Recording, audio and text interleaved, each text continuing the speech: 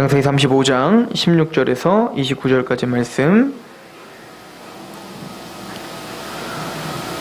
그들이 베델에서 길을 떠나 에브랏에 이르기까지 얼마간 거리를 둔 곳에서 라헬이 해산하게 되어 심히 고생하여 그가 난산할 즈음에 산파가 그에게 이르되 두려워하지 말라, 지금 내가 또 등남하느니라 하매, 그가 죽게 되어 그의 혼이 떠나려 할 때에 아들의 이름을 메논이라 불렀으나 그의 아버지는 그를 베냐민이라 불렀더라. 라헬이 죽음에 에브랏 곧 베들레헴 길에 장사되었고 야곱이 라헬의 묘에 비를 세웠더니 지금까지 라헬의 묘비가 일컫더라.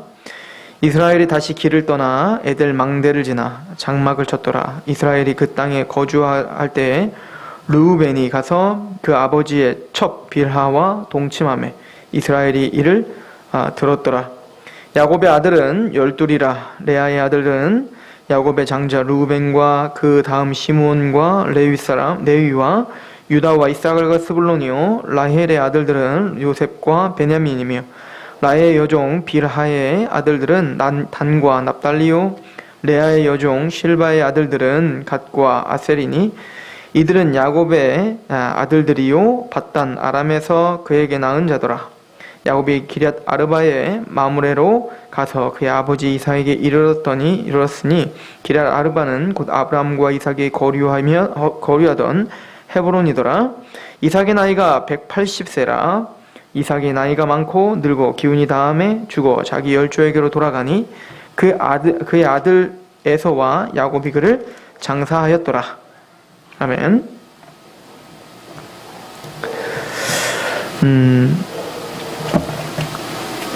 라헬이 이제 마지막 아들인 베냐민을 낳고 죽는 장면입니다. 그래서 오늘 메시지는 12지파, 즉 12아들이 이제 완성되어 다 나아진 것을 우리에게 보고해주고 있죠. 이것은 우리가 지난주에 상고한 말씀과 연결지어 볼 때 대단히 중요한 의미가 있겠죠. 35장 11절에 보면 하나님이 그에게 이르시되 나는 전능한 하나님이라 생육하며 번성하라. 한 백성과 백성들의 총회가 내게서 나오고 왕들이 내 허리에게서 나오리라. 하나님의 총회, 그 백성들의 총회가 너를 통해서 나올 거야를 약속하시고 바로 그 12아들을 이야기하는 거예요. 12지파 이스라엘, 육족 이스라엘이 바로 그 하나님의 백성의 총회를 상징적으로 보여주고 있는 거죠. 그리고 로마서나 갈라디아서를 통해서 우리가 볼 때 그 12아들들의 이름과 그 12지파가 이제 되는데 그 12아들과 12지파는 바로 하나님의 나라, 하나님의 교회를 상징으로 보여주고 있음을 우리는 이미 몇 번 반복적으로 상고해 봤습니다. 그래서 오늘 말씀은 대단히 중요한 말씀이죠. 그런데 마지막 라헬이 베냐민을 낳는 그 장면을 보면 이 12지파가 완성되는 데 있어서, 즉 하나님의 나라와 이 총회가 완성되는 데 있어서 순탄치가 않음을 보여주고 있습니다. 그래서 이 라헬은 그 마지막 아이 베냐민을 낳고 난산하여 죽습니다. 그죠? 그리고 그 죽음으로 낳은 그 베냐민을 끝으로 12지파가 완성됨을 보여주고 있습니다. 특별히 이 라헬이라고 하는 여인은 이스라엘의 어미로서 이렇게 상징적으로 보여주는 자입니다. 라헬과 레아가 있었죠. 근데 야곱의 사랑을 받은 자는 누굽니까? 레아가 아니라 라헬이었죠. 그래서 나중에 보면 라헬의 이 아들은 2명밖에 없어요. 아들은 2명인데 바로 요셉과 베냐민입니다. 나중에 요셉은 그 12지파의 이름에 들어가지 않죠. 단지파가 빠지고 그 요셉의 아들 2아들이 이름이 올라가게 된단 말입니다. 그래서 북이스라엘을 가리킬 때 보통 이제 여러분들이 선지서를 한번 보세요. 선지서 에레미야나 이사야를 보시면 그 북이스라엘에 대해서 예언할 때 뭐라고 예언하냐면 에브라다야, 이렇게 에브라임아라고 그래요. 에브라임아. 이 에브라임은 바로 요셉의 아들의 이름이에요. 그죠? 그래서 북이스라엘을 가리킬 때 부르는 이름이 뭐냐, 바로 에브라임이라고 하는 이름을 부르는 겁니다. 그래서 성경의 에브라임은 북이스라엘을 가리키는 용어거든요. 그러니까 요셉의 아이였던 에브라임의 이름을 바로 북이스라엘을 상징적으로 표현하고 있는 거죠. 그리고는 우리가 잘 알듯이 남유다에는 두 지파가 같이 있죠. 두 지파가 남유다예요. 바로 유다 지파와 약간의 베냐민 지파. 그래서 바울 같은 경우도 베냐민 지파였죠. 그래서 이 베냐민 지파도 바로 남유다를 상징적으로 보여주는 자죠. 유다는 아예 언약적으로 장자요, 언약적인 어떤 선택받은 그 지파의 아주 중요한 용어로 사용되는 사람이기도 합니다. 그러므로 성경은 보면 이 라헬을 이스라엘의 어미, 즉 사랑받은 이스라엘의 어미로 우리에게 표현을 합니다. 우리 에레미야서 31장을 한번 가보시겠어요? 에레미야서 31장.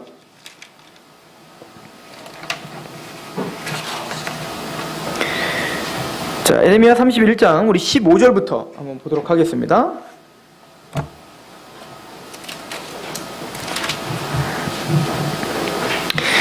여호와께서 이와 같이 말씀하시느니라. 라마에서 슬퍼하며 통곡하는 소리가 들리니 라헬이 그 자식 때문에 애곡하는 것이라. 그가 자식이 없어져서 위로받기를 거절하는도다. 여호와께서 이와 같이 말씀하시느니라. 내 울음소리와 내 눈물을 멈추어라. 내일이 삭슬 받을 것인즉 그들이 그의 대적의 땅에서 돌아오리라. 여호와의 말씀이니라. 너희 장래에 소망이 있을 것이라. 너희 자녀가 자기들의 지경으로 돌아오리라. 여호와의 말씀이니라. 에브라임이 스스로 탄식함을, 그래서 에브라임이라고 표현하고 있죠. 에브라임이 스스로 탄식함을 내가 분명히 들었노니 주께서 나를 징벌하심에 멍에에 익숙하지 못한 송아지 같은 내가 징벌을 받았나이다. 주는 나의 하나님 여호와시니 나를 이끌어 돌이키소서. 그리하시면 내가 돌아오겠나이다. 내가 돌이킨 후에 뉘우쳤고 내가 교훈을 받은 후에 내 볼기를 쳤사오니 이는 어렸을 때의 치욕을 짐으로 부끄럽고 욕됨이니이다 하도다. 에브라임은 나의 사랑하는 아들 기뻐하는 자식이 아니냐. 내가 그를 책망하여 말할 때마다 깊이 생각하노라. 그러므로 그를 위하여 내 창자가 들끓으니 내가 반드시 그를 불쌍히 여기리라. 여호와의 말씀이니라. 재밌는 것은 여러분들 이 라헬이 통곡하고 슬퍼했대잖아요. 근데 뭐 때문에 슬퍼하고 통곡했대요? 자녀를 잃은 거에 대한 통곡과 슬픔이라고 했다고요? 근데 진짜 라헬의 자녀 요셉과 베냐민이죠. 이 요셉과 베냐민은 그때 에브라임이 아직 태어나지도 않았고, 요셉과 베냐민이 요셉과 베냐민을 잃어버린 적이 있나요? 라헬이 살아생전에는 잃어버린 적이 없다고요. 근데 우리는 이제 라헬이 죽고 난 다음에 이제 다음 주부터 상고해야 될 요셉 이야기가 시작되는데, 우리는 창세기 후반부를 통해서 라헬의 자녀가 진짜 애굽에 끌려가는 것을 우린 봐요. 누가? 요셉이 형제들의 미움을 받아 그 라헬의 자녀인 요셉이, 그 사랑스러운 자녀가, 그 택함받은 자녀가, 그리고 예수님을 모용하는 자녀가 어디로 끌려가더라는 거예요? 애굽으로 끌려가는 겁니다. 또한 요셉만 끌려간 게 아니라 베냐민도, 나중에 요셉이 이제 형들, 이제 내가 내가 동생이라고 밝히기 전에 형들을 시험하죠. 어떻게 시험합니까? 베냐민을 잡아놓고, 그리고 당신은 아버지를 모시고 와라 라고 이야기를 한단 말입니다. 그런 것처럼 이 베냐민도 어때요? 애굽에 결박을 당한단 말입니다. 그런 것처럼 라헬의 자녀들은 전부가 다 어떻게 됩니까? 결박을 당하고 포로로 끌려가는 그 아픔을 겪게 돼요. 그런데 이 에레미야는 꼭 라헬이 그 요셉과 베냐민, 하나님의 그 자녀들, 자기의 자녀가 그렇게 포로로 끌려가, 어떻게 보면은 요셉은 죽었다고 생각했잖아요. 자, 실질적으로는 라헬은 요셉이 끌려가는 거 못 봤어요. 형들에 의해서 끌려가는 것도 못 봤고 베냐민이 끌려가는 것도 못 봤어요. 그런데 에레미야 선지자는 꼭 지금 너희 이스라엘의 상황이 라헬이 누구를 위해 슬피 우는 것 같은, 자녀를 잃어버린 그 부모의 그 창자가 끊어진 듯한 그 아픔으로 아파할 만큼 지금 상황이 굉장히 암담하다라고 하는 걸 보여주고 있는 거잖아요. 그래서 라헬은 바로 모형이요, 상징적으로 우리에게 보여주고 있는 겁니다. 즉 라헬은 오늘 그 자녀들, 하나님의 12자녀를 낳는 마지막 어미로서 그 베냐민을 낳을 때 베노니라고 하며 나왔어요. 슬픔의 아들들. 그러니까 라헬은 끊임없는 그 애통과 고통 속에서 죽어간 거죠. 그래서 에레미야는 뭐라고 하냐면, 라헬이 자기 자녀를 위한 애통, 그 창자가 끊어진 듯한 애통으로 국률한 마음으로 바라보고 있는 것처럼, 이 마음은 누가 바라보고 있는 것 같다? 하나님이 지금 포로로 끌려간 이스라엘 백성들이 이제는 북이스라엘, 에브라임은 아수르에 패망하고, 그리고 남유다는 누구에 의해서? 바벨론에 의하여 끌려갔는데, 그 포로로 끌려간 그 참담한 그 상황이 라헬이 자기 자녀를 위하여 통곡하고 있는 것과 같이 창자가 끊어지는 고통을 아파하는 것 같이 누가 그렇게 바라보고 계시더라? 하나님이 그렇게 하나님의 백성들을 바라보고 계시더라는 거예요. 그래서 그런 긍휼한 눈으로 바라보니 그들을 하나님이 어떻게 하겠다는 거야? 다시 회복시켜주겠다라고 하는 어떤 그 복음의 메시지와 지금 라헬의 이 통곡과 연결짓고 있다는 거예요. 에레미야가. 조금 어렵지만 뭔 말인지 아시겠죠?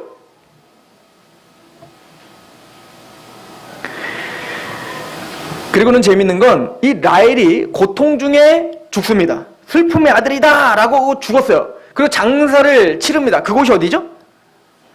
베들레헴이에요. 베들레헴. 그 베들레헴에서 누가 태어나죠? 예수님 태어나죠. 성경 퀴즈를 해야 되나?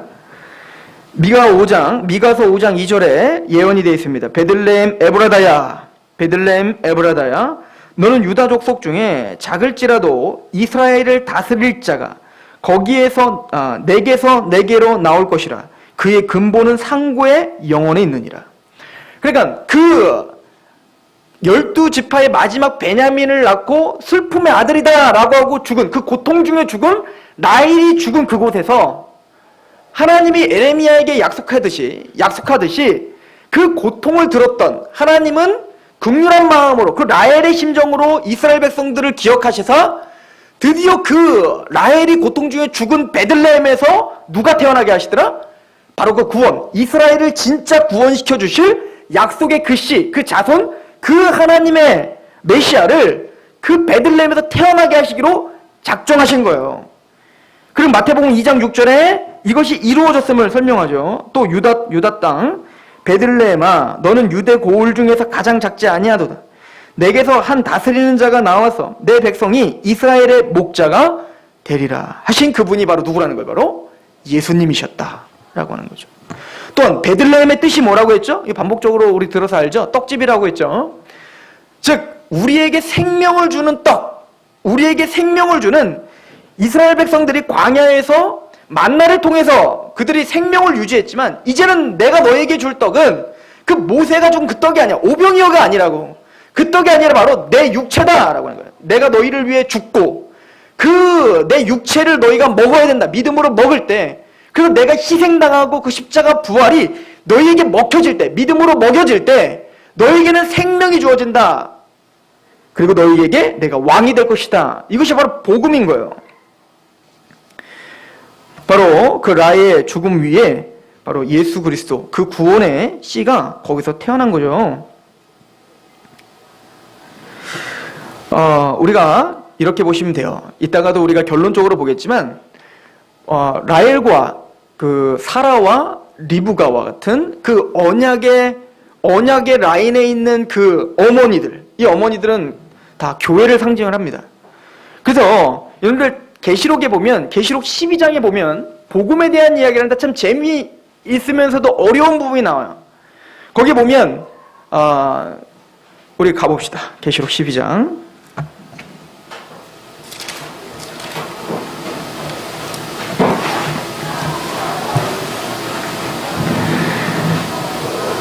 계시록 12장 1절부터 보시면 하늘에 큰 이적이 보이니 해를 옷 입은 한 여자가 있는데, 여자가 나오죠? 그 발 아래는 달이 있고 그 머리에는 12별의 관을 썼더라. 그래서 모든 신학자들이 여기서 인정하는 것은, 동의하는 것은 이 여자를 상징적으로 보여주고 있는 해와 달과 별들은 바로 이스라엘을 상징적으로 보여주는 거예요. 그래서 즉 이 여자는 바로 구약 교회를 상징적으로 보여주는 겁니다. 예수님이 오시기 전 구약에 있었던 구약 교회, 즉 성경에서 말하는 하나님 백성의 총회를 가리키는 거예요. 총회. 그리고는 그 여자에 대해서 이렇게 말합니다. 2절, 이 여자가 아이를 베어 해산하게 되매 아파서 애를 쓰며 부르짖더라. 꼭 라헬이 그 12아들들을 그 하나님의 총회를 낳을 때 뭔가 그 고통과 해산의 고통으로 그 자녀를 낳는 것처럼, 그렇게 이 여자, 구약의 이 교회들도, 이 교회, 구약의 교회, 즉 이스라엘이죠. 그 육적 이스라엘 백성들도 해산의 고통을 통하여 애를 쓸어 부르짖어야 드디어 그 약속의 자녀를 낳는 거예요. 그게 누굽니까? 3절. 하늘에서 또 다른 이적이 보이니 보라, 한 붉은 용이 있어 머리가 7이요 뿔이 10이라. 그 여러 머리에 7 왕관이 있는데 그 꼬리가 하늘의 별 3분의 1을 끌어다가 땅에 던지더라. 용이 해산하려는 여자 앞에서 그가 해산하면 그 아이를 삼키고자 하더니, 자, 어떤 고통이죠? 자, 한번 구약 전체를 한번 보세요. 하나님의 언약의 사람들이 태어날 때마다 어떤 일이 벌어졌나? 자, 이제는 이스라엘을 구원해야 될 모세가 태어날 당시 어떤 일이 벌어졌죠? 모든 아이들을 바로가, 그 세상의 주권자의 상징인 바로가 누구를 죽이려고? 그 언약의, 구원자인 언약의 모세를 죽이기 위하여 모든 태어난 아이들 다 물에 빠져 죽이라고 하잖아요. 마찬가지로 예수님이 태어날 때를 보십시오. 예수님이 태어날 때도 편안하게 태어났나요? 아니죠. 그 세상을 상징하고 있는 바로 이제는 헤롯 왕이, 그 모든 세상의 권세를 쥐고 있는 헤롯 왕이 언약의 자손인 예수 그리스도, 그 언약의 중심인 그 메시아가 태어나려고 할 때 어떤 역사를 벌입니까? 자신의 힘과 권력으로 다 두살 아래를 다 또 빠쳐서 죽이려고 하잖아요. 그 예수를 죽이려고 하는 거 아닙니까? 그런 것처럼 하나님의 약속의 자녀가 태어날 때는 사단과 그 모든 권세들은 바로 그 하나님의 약속이 이루어지지 못하도록 모든 지혜와 모든 능력을 다하여 방해하고 있는 모습을 보여주고 있는 거죠. 이게 우리 기독교 역사에서 또 성경에서 보여주고 있는 메시지예요. 이걸 계시록에서 정리하고 있는 겁니다. 여기까지 이해가시죠? 계속 갑시다. 5절. 여자가 아들을 낳으니, 근데 그럼에도 불구하고 하나님의 약속은 이루어져요, 안 이루어져요? 이루어지더라는 거예요. 여러분들, 바로가 이스라엘 백성들을 출애굽하기 전에 애굽에서 그렇게 고단하게 하고 애들 많이 낳는다고 그 핍박을 가한 거잖아요. 생육을 번성하니까 너무나 많아지니까 그거를 막으려고 해요. 근데 그걸 막아요, 못 막아요? 못 막더라는 거예요. 애들 다 빠져 죽여도 생육하고 번성하는 것을 막아낼 수가 없는 겁니다. 왜일까요? 바로의 능력이 없어서가 아니라 하나님의 언약을 막을 수가 없기 때문인 겁니다. 그래서 그 구약의 이 여자, 구약의 이 교회는 드디어 메시아를 태어나게 합니다. 그게 5절이에요. 여자가 아들을 낳으니 이는 장차 철장으로 만국을 다스릴 남자라. 그 아이를 하나님 앞과 그 보좌 앞으로 올려가더라. 지금 예수님의 십자가와 부활과 승천을 함축적으로 설명하는 거죠. 철장 만국을 다스릴, 즉 재림하여 만주의 주요 만왕의 왕이신 예수 그리스도를 낳은 거예요. 어디서 낳죠? 구약 교회가 낳은 거예요. 즉 육적 이스라엘에서 그런 예수님이 태어나잖아요. 그래서 예수님이 오시기 전에는 바로 육적 이스라엘 백성들이 바로 하나님의 교회, 하나님의 총회를 상징적으로 보여주는 구약 교회라고 우리는 부르고 있는 거예요. 그런데 이제 여자를 낳은 뒤에도 이 아들을 낳은 뒤에도 이 여자는 고난이 끊쳐지든가요? 계속되던가요? 계속되더라는 거죠. 6절. 그 여자가 광야로 도망하며 거기서 1260일 동안 그를 양육하기 위하여 하나님께서 예비하신 곳에 있더라. 하늘에 전쟁이 있으니 미가엘과 그의 사자들이 용과 더불어 싸울세 용과 그의 사자들도 싸우나 이기지 못하여 다시 하늘에서 그들이 있을 곳을 얻지 못한지라. 큰 용이 내쫓기니 옛뱀 곧 마귀라고도 하고 아담을 속였던 그 옛뱀이에요. 똑같은 그 뱀이죠. 그 사탄이 오늘도 우리를 속이고 있잖아요. 옛뱀 곧 마귀라고도 하고 사탄이라고도 하며 온 천하를 꿰는 자라. 그가 땅으로 내쫓기니 그의 사자들도 그와 함께 내쫓기니라. 또 내가 또 들으니 하늘에 큰 음성이 있어 이르되 이제 우리 하나님의 구원과 능력과 나라와 또 그의 그리스도의 권세가 나타났으니 우리 형제들을 참소하던 자 곧 우리 하나님 앞에서 밤낮 참소하던 자가 쫓겨났고 또 우리 형제들이 어린 양의 피와 자기들이 증언하는 말씀으로써 그를 이겼으니 그들은 죽기까지 자기들의 생명을 아끼지 아니하였도다. 그러므로 하늘과 그 가운데에 거하는 자들은 즐거워하라. 그러나 땅과 바다는 화 있을진저 이는 마귀가 자기의 때가 얼마 남지 않은 줄 알므로 크게 분내어 너에게 내려갔습니다. 그러니까 예수님을 출생시킨 구약의 교회는 이제 신약의 교회로 바뀌었어요. 그래서 예수님의 십자가와 부활과 승천 이후에 이 여자는 이제 우리가 뭘로 봐야 되는 거예요? 신약교회로 봐야 되는 거예요. 신약교회. 이제 하나님이 세우신 그 복음의 교회들은 그걸로 고난이 끝난 게 아니라 이제 사탄이 끊임없이 와서 어떻게 하는 거예요? 구약과 방불할 정도로 그 하나님의 언약이 철장 만국을 다스릴 그 하나님의 아들 그를 막기 위하여 그 교회를 어떻게 하는 거예요? 끊임없이 핍박하더라는 거예요. 그러니까 우리가 힘든 거예요.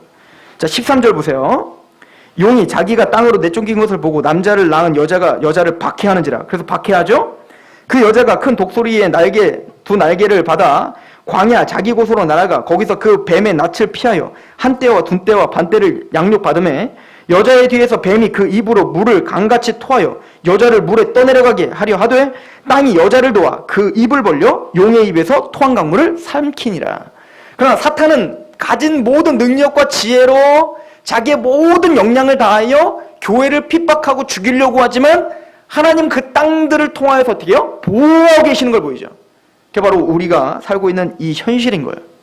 우리는 그렇게 끊임없는 고통과 고난 속에 있지만 하나님은 하나님의 교회를 어떻게 하신다? 지키실 뿐만 아니라 승리하게 하시더라는 거예요. 뭘로?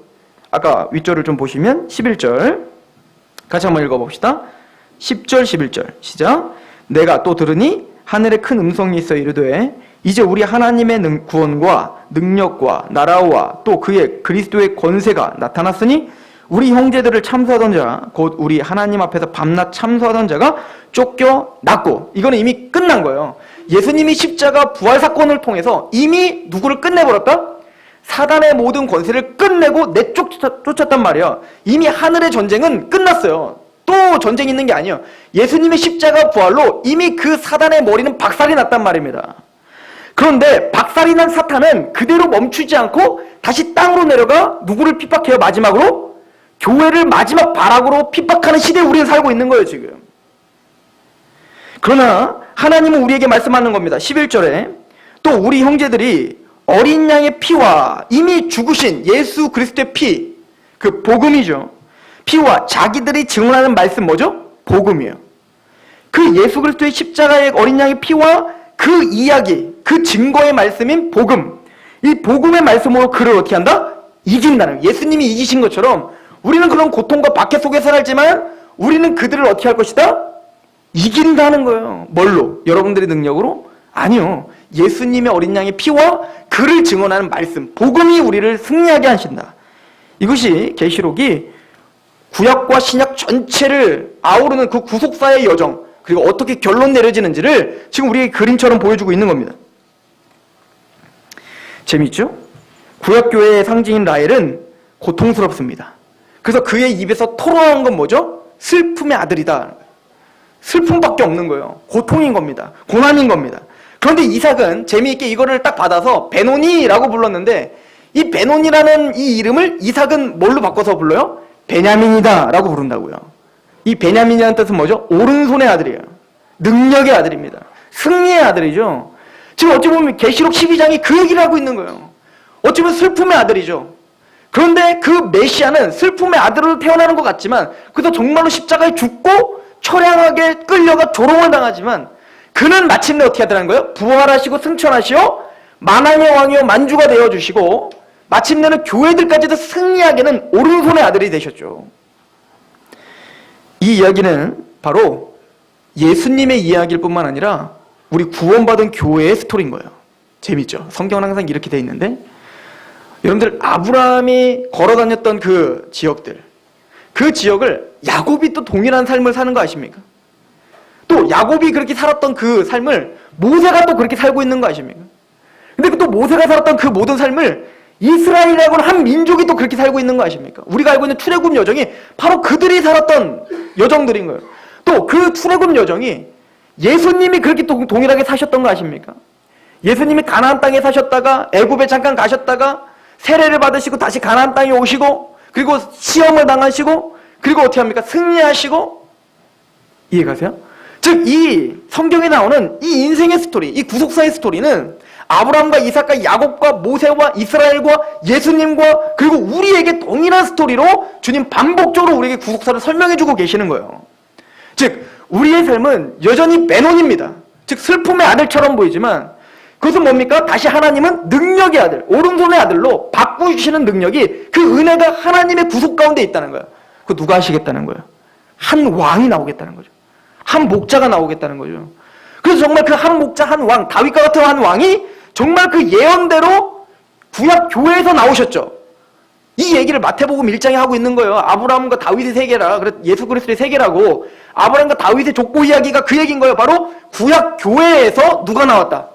그 왕이신 목자이신 예수님이 나왔다를 설명하고 있는 거란 말이죠.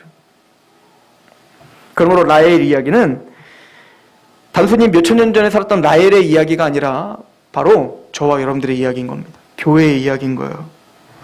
그렇다면 라헬이 이런 은혜, 축복의 씨를 생산해낼 또 12지파의 마침표를 찍을 그 교회다운 하나님의 백성다운 사람이었던가요? 우리는 창세기 강의를 통해서 라헬이 전혀 자격이 없다는 걸 알고 있죠. 라헬은요, 투기하는 자였죠. 우리가 이미 앞에서 한 거 있잖아요.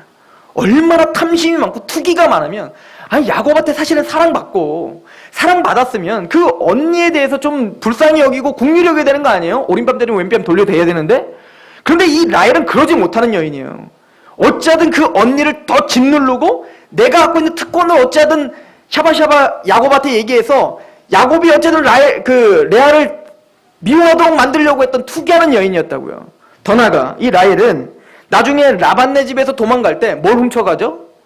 드라빔이라고는 우상을 훔쳐간다고요. 그러니까 하나님을 섬기고 하나님을 의지하기보단 뭐를 더욱더 의지하는 자였어요?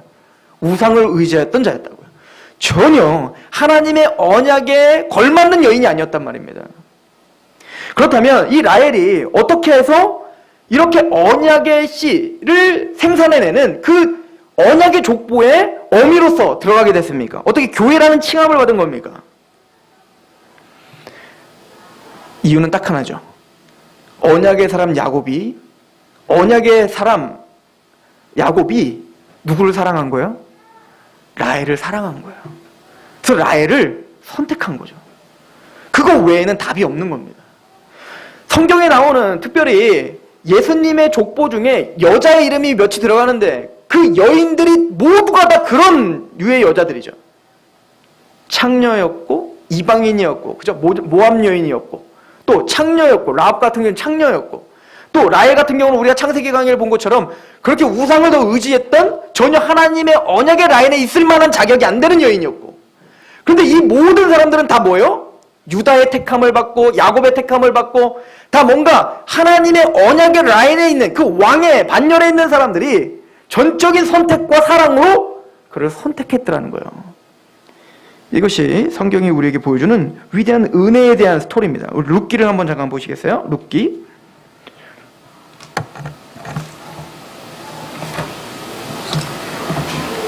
룻기 4장을 한번 보십시오.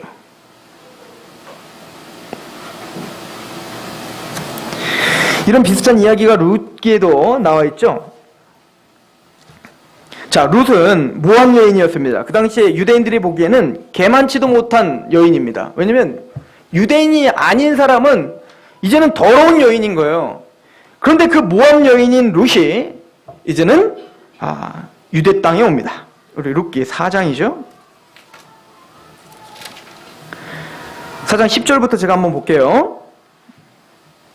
또 말론의 아내 모압 여인 룻을 사서 나의 아내로 맞이하고 그 죽은 자의 기업을 그의 이름으로 세워 그의 이름이 그의 형제중과 그곳 성문에 끊어지지 아니하게 하매 너희가 오늘 증인이 되었느니라 하니 성문에 있는 모든 백성과 장로들이 이르되 우리가 증인이 되나니 여호와께서 내 집에 들어가는 여인으로 이스라엘의 집을 세운 라헬과 레아, 여기도 누구 이름이 나와요?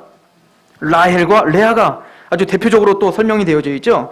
라헬과 레아 두 사람과 같게 하시고 누가? 이 룻이 라헬과 레아처럼 그 하나님의 언약을 세우는 반열의 이름에 올라갈 수 있도록 하겠다라고 축복하고 있는 거예요. 라헬과 레아 두 사람과 같게 하시고 내가 에브라스에서 유력하고 베들레헴에서 유명하게 하시기를 원하며 여호와께서 이 젊은 여자로 말미암아 내게 상속자를 주사 내 집이 다말이 유다에게 낳은 누구 또 이야기해요? 그 라인 중에 다말이라고 하는 여인이 있었죠. 그 여인은 어때요? 이 여인도 원래는 자격이 안 되는 여인이에요. 이 아버지, 자기 남편이 죽자 그 시아버지를 속여서 창녀처럼 속여서 그 시아버지의 씨를 받아가지고 자녀를 낳고 그 예수님의 족보에 들어간 사람이 다말이라고요. 하나같이 자격이 되는 여인이 없어. 다말이 유다에게서 나온 베레스의 집과 같게 하시기를 원하노라. 이건 누가 얘기하나? 보아스가 얘기하나? 보아스. 즉 혈통이죠. 왕족, 다윗의 혈통인, 언약의 혈통인 보아스가 누구를 지금 선택한 거예요? 룻을 선택한 거예요. 다말과 라헬과 레아와 같은 전혀 자격이 없는 모압 여인 룻을 그 보아스가 선택하고 사랑하여 어디로 지금 데리고 들어오는 거예요?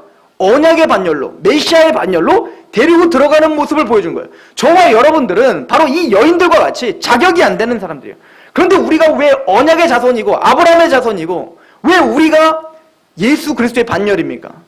우린 전혀 자격이 안 되는, 예수님의 선택과 사랑이 우리에게 폭포수처럼 쏟아져서 우리는 그 예수님과 연합되어 이제 이 언약의 반열로 끌고 들어온 것뿐인 거예요. 이것이 바로 복음인 거죠. 그렇게 우리는 그 하나님의 은혜로 그렇게 구원을 받았고 하나님의 자녀라, 이제는 믿음으로 아브라함의 자손이라 칭하는 자가 됐습니다. 여러분들 오늘 본문을 다시 한번 가보십시오. 본문에는 이 12지파 이름을 말하기 전에 이런 얘기는 왜 썼을까 하는 장면이 또 나와요. 한번 보십시오. 창세기 35장 14절입니다. 자, 우리 19절. 라헬이 죽음에 에브랏 곧 베들레헴 길에 장사되었고 야곱이 라헬의 묘에 비를 세웠더니 지금까지 라헬의 묘비라 일컫더라. 이스라엘이 다시 길을 떠나 에델 망대를 지나 장막을 쳤는데 뜬금없이 어떤 사건이 벌어지면 22절에 이스라엘이 그 땅에 거주할 때 르우벤이 장자입니다. 이스라엘의 장자잖아요. 대표. 이스라엘 대표인 이 장자 르우벤이 어떻게 해버려요? 르우벤이 가서 그 아버지의 첫 비라와 동침하는 아주 처참한 일을 벌입니다. 이 비라는 물론 자기 어미의 몸종이지만 어찌 보면 자기 형제들을 낳은 어머니예요. 어머니 반열이라고요. 그러니까 어머니를 강간해버린 거예요. 그 나중에 르우벤은 이 장자권을 여기서 이 사건 때문에 사실은 없어요. 그래서 여러분들 이스라엘을 연구할 때 이스라엘의 장자는 보통 3명을 가리킵니다. 첫 번째는 육체적인 장자, 그러니까 르우벤이에요. 그러나 영적인 장자권은 르우벤이 없습니다. 이 사건을 통해서 르우벤은 영적 장자권을 빼앗깁니다. 그러면 그 장자권은 또 누구냐면 바로 요셉이에요. 그래서 하나님에게 영적인 모형적인 장자권은 누가 갖고 가냐면 바로 요셉이 갖고 가는 거예요. 그러나 요셉은 실제적인 이스라엘의 장자는 아니에요. 아니 모형의 장자일 뿐이지. 그럼 성경에서 진짜 장자로 여기는 건 누구죠? 유다예요, 유다. 그래서 그 장자인 유다를 통하여 그리스도의 혈통이 나타나는 거죠. 그래서 나중에 야곱이 12지파에게 축복을 할 때, 유다에게 축복할 때 그러잖아요. 하나님의 규가 너를 떠나지 않을 것이라 라고 하죠. 우는 사자처럼. 그래서 하나님의 왕권이 누구를 통하여? 유다지파를 통하여, 또 유다지파에서 낳은 다윗을 통하여, 또 다윗이 낳을 예수 그리스도를 통하여 그 장자권이 회복될 것을 이야기하는 거예요. 어렵죠? 그냥 이해만 하세요. 즉 르우벤은 이 사건을 통해서 장자권이 박살됩니다. 자, 여러분들 10가지 재앙 중에 마지막 재앙이 뭐죠? 장자의 죽음이죠. 왜 장자를 죽였을까요? 다 죽이지. 장자의 죽음은 온 백성의 죽음과도 방불한 거였어요. 장자는 그 가정의 대표의 머리입니다. 마찬가지로 이 르우벤이 죽었다는 것은 뭐냐면 이 르우벤이 지금 죽었다네. 이 르우벤이 지금 죄악을 벌여 지금 어미를 강간하는 그런 어마어마한 파렴치한 범죄를 졌다는 얘기는 뭐냐면 이스라엘 전체의 자격이 그렇다는 거예요. 무슨 얘기냐면 12지파라고 하는 하나님의 총회를 내가 너를 통해서 만들어줄게 야곱이 약속했죠. 근데 그 총회라고 하는 것은 그 총회 구성원들이 거룩하고 깨끗해서 그 총회가 이루어지는 게 아님을 설명하는 겁니다. 그래서 첫 비라와 동침하는 사건을 앞에 놓고 그리고 23절부터 12지파의 목록을 세팅하는 거야. 지금 무슨 얘기죠? 거룩한 목록이 아니라는 거예요. 죄인들이라는 겁니다. 여전히 하나님 앞에 반역자로 서 있는 자들이라는 거예요. 그런 자들을 하나님이 어떻게 하겠다는 거예요? 바벨론으로 끌려가고 또 이거 전에 애굽으로 끌려가고 또 바벨론으로 끌려가서 포로 생활을 거쳐 마침내는 하나님께 돌아와 하나님 앞에 뭐로 만들겠다는 거예요? 하나님을 섬기는 친백성으로 만들고야 말 거야를 주님은 지금 여기서 예언하고 있는 겁니다. 왜냐하면 이 모든 것들을 에레미야 선지자는 라헬의 이 이야기를 통하여 지금 바벨론에서 너희를 끌고 가서 그 포로기를 살았던 이유가 뭔지 아니? 그 포로기를 거쳐야 너희가 심령이 가난한 마음으로 하나님을 붙잡는 자가 되기 때문이야. 하나님이 12아들들, 하나님의 거룩한 그 14만 4천, 그 하나님의 거룩한 백성들, 거룩한 제사장들로 이런 볼 것도 없고 자격이 안 되는 너희들을 반드시 그렇게 만들어 놓고야를 설명하기 위함이었다는 거예요. 이사야서 봅시다. 이사야서 9장. 자, 이 이야기를 이사야 선지자가 좀 더 구체적으로 설명합니다. 보세요.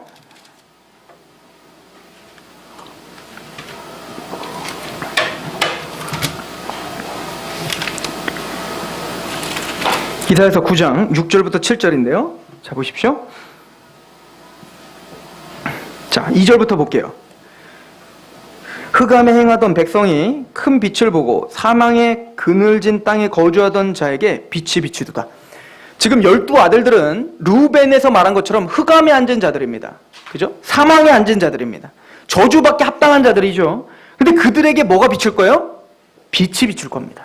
어떻게? 3절. 주께서 이 나라를 창성하게 하시며 그 즐거움을 더하게 하셨으므로 추수하는 즐거움과 탈취물을 나눌 때에 즐거움같이 그들이 주 앞에서 즐거워하오니 이는 그들이 무겁게 맨 멍에와 그들이 어깨에 채찍과 그 압제자의 막대기를 주께서 꺾으시되 미디안의 날과 같게 하셨음이니이다. 어지러이 싸우는 군인들의 신과 피 묻은 겉옷이 불에 섬같이 살라지리니.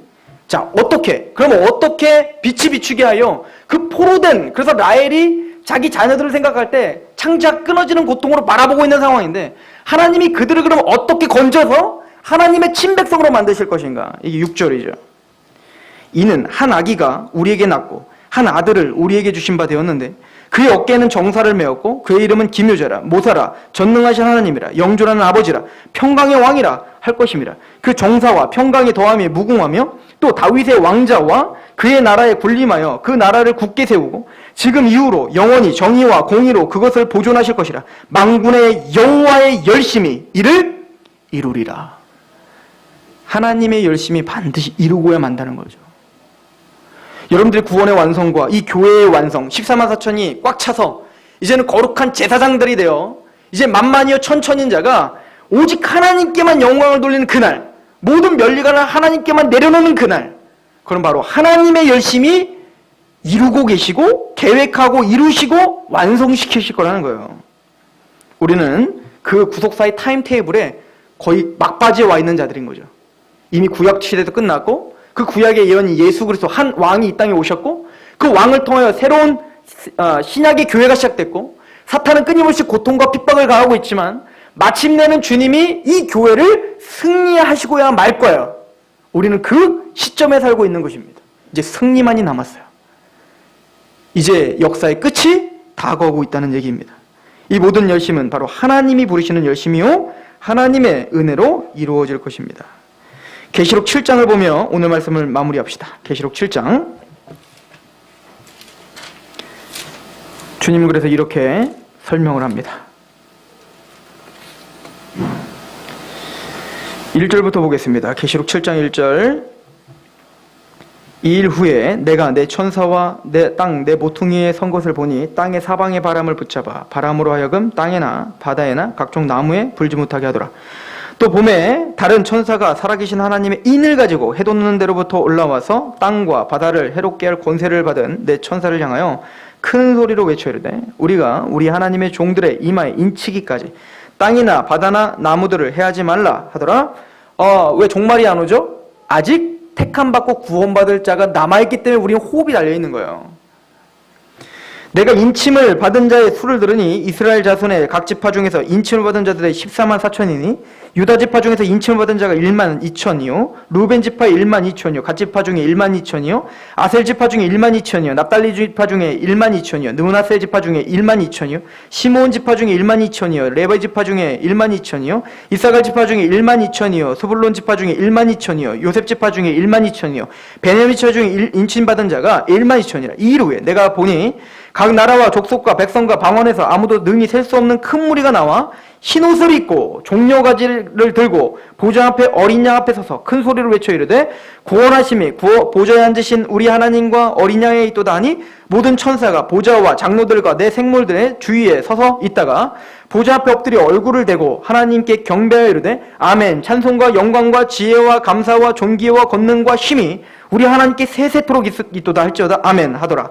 장로 중 하나가 응답하여 나에게 이르되 이 흰옷 입은 자가 누구며 또 어디서 왔느냐 내가 말하기를 내 주여 당신이 하시나이다 하니 그가 나에게 이르되 이는 큰 환난에서, 지금 교회에서 환난을 받고 고난을 당하지만 그 환난에서 나오는 자들인데 어린 양의 피에 그 옷을 씻어 희게 하였느니라. 구속이죠. 그러므로 그들이 하나님의 보좌 앞에 있고 또 그의 성전에 밤낮 하나님을 섬김에 보좌에 앉으시니가 그들 위에 장막을 치시니 그들이 다시는 누리지도 아니하며 목마르지도 아니하고 해나 아무 뜨거운 기운에 상하지도 아니하리니 이는 보좌 가운데 계신 어린 양이 그들의 목자가 되사 생명수 샘으로 인도하시고 하나님께서 그들의 눈에서 모든 눈물을 씻어 주실 것입니다. 각 지파 중에 그 이름의 지파 중에 12,000씩, 12는 완전수죠. 즉 하나님은 그 각 지파, 하나님이 계획한 그 각 지파의 완전한 숫자를 다 구원시켜 마침내는 144,000, 절대 완전수입니다. 하나님이 계획한, 선택한 그 모든 하나님 백성들을 완성시키고만 말 것이고, 그리고 그들은 보니까 뭡니까? 제사장의 옷을 입고 예수 그리스도의 피로 말미암아 구속함을 받은 자들이 세상이 따라할 수 없는 새 노래로 하나님을 영광스럽게 찬양하는 모습을 보여주고 그들의 눈물을 씻어주는 그 승리와 영광을 보여주는 거예요. 그래서 이삭은 베논이 슬픔의 아들이었지만 그들은 사실 슬픔의 아들이 아니라 환난 중에 나와 마침내는 승리를 할 오른손의 아들이 되는 것입니다. 저와 여러분들이 그런 인생을 사시는 거예요.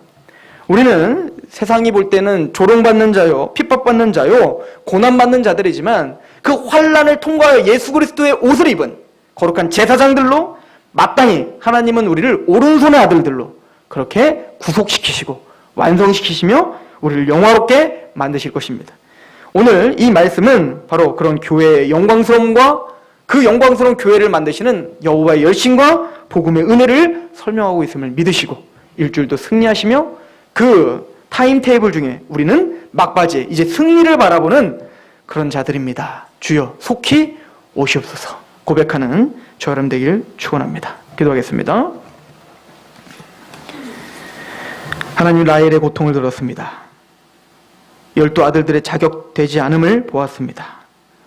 또 교회의 자격되지 않음을 보았습니다. 그럼에도 불구하고 여호와의 열심히 우리를 인도하시는 능력과 그 은혜가 있어 우리는 마침내 하나님의 완성된 자녀로, 하나님 완성된 그의 백성의 총회로 우리를 모이게 하셨고 완성시키실 것이며 가장 큰 영광과 가장 큰 기쁨으로 하나님을 찬양케 하실 그런 능력의 하나님이심을, 그 은혜의 하나님이심을 바라봤습니다. 이것이 우리가 어떤 상황에 있든 그 상황을 능히 이겨낼 수 있는 힘이 되게 하시옵소서. 이 약속의 말씀이 뜬구름 잡는 이야기가 아니라 단순히 지식적인 교리 이야기가 아니라 우리의 삶을 인도하는, 오늘 어려움을 승리로 이끄는 능력이 되게 하옵소서. 그렇게 하실 하나님을 찬양합니다. 예수 그리스도의 이름으로 감사하며 기도합니다. 아멘. 우리 하나님께 찬양합시다.